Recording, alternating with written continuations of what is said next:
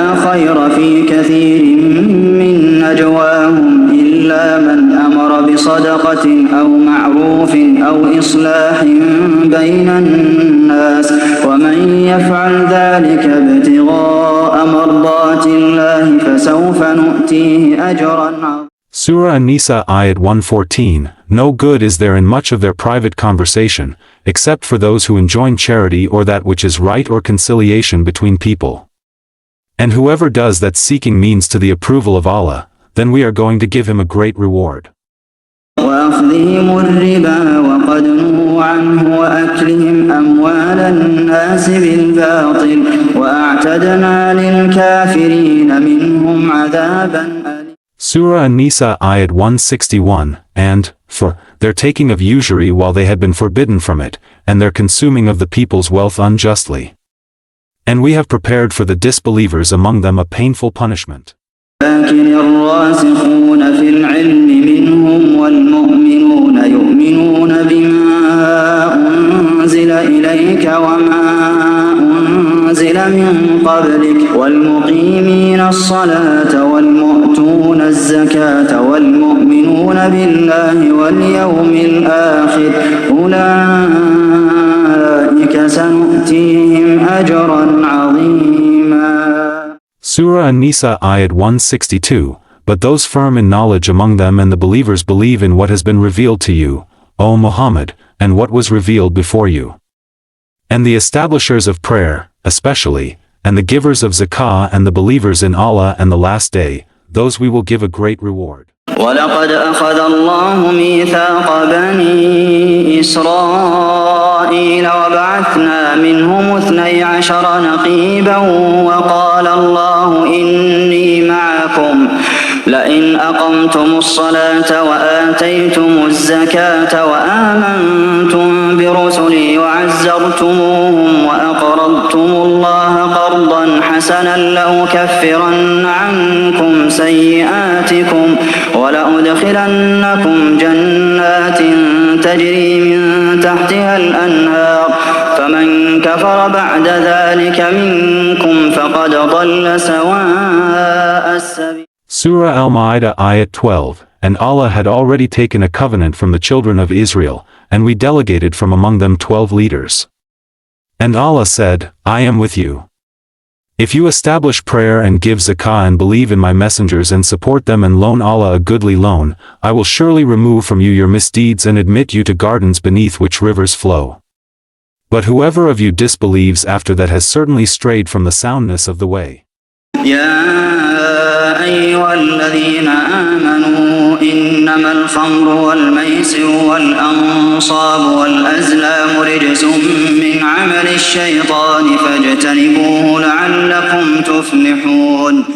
Surah Al-Ma'idah Ayat 90, O you who have believed, indeed, intoxicants, gambling, sacrificing on stone altars to other than Allah, and divining arrows are but defilement from the work of Satan, so avoid it that you may be successful. ولا تقربوا مال اليتيم إلا بالتي هي أحسن حتى يبلغ أشده وأوفوا الكيل والميزان بالقسط لا نكلف نفسا إلا وسعها وإذا قلتم فاعدلوا ولو كان ذا قربى وبعهد الله أوفوا ذلكم وصاكم به لعلكم تذكرون. Surah Al-An'am Ayat 152, And do not approach the orphan's property except in a way that is best until he reaches maturity. And give full measure and weight in justice. We do not charge any soul except, with that within, its capacity. And when you testify, be just, even if it concerns a near relative. And the covenant of Allah fulfill. This has He instructed you that you may remember. وهو الذي جعلكم خلائف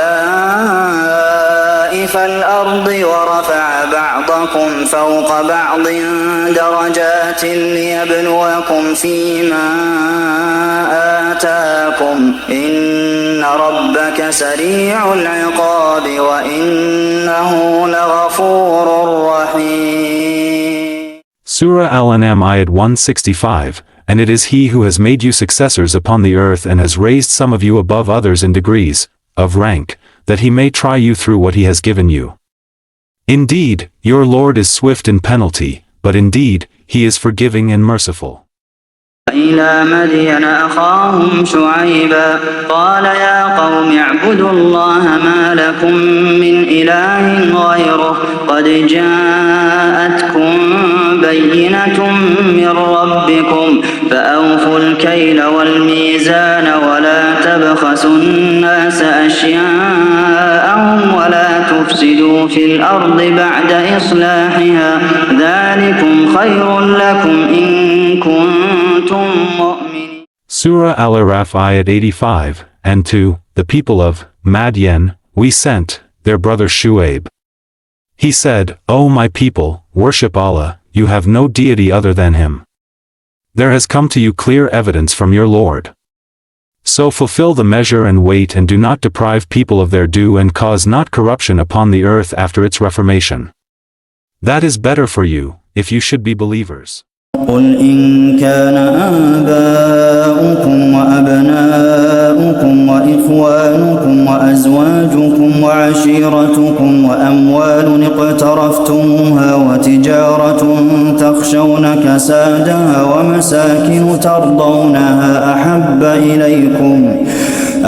إليكم من الله ورسوله وجهاد في سبيله فتربصوا حتى يأتي الله بأمره والله لا يهدي القوم الفاسقين.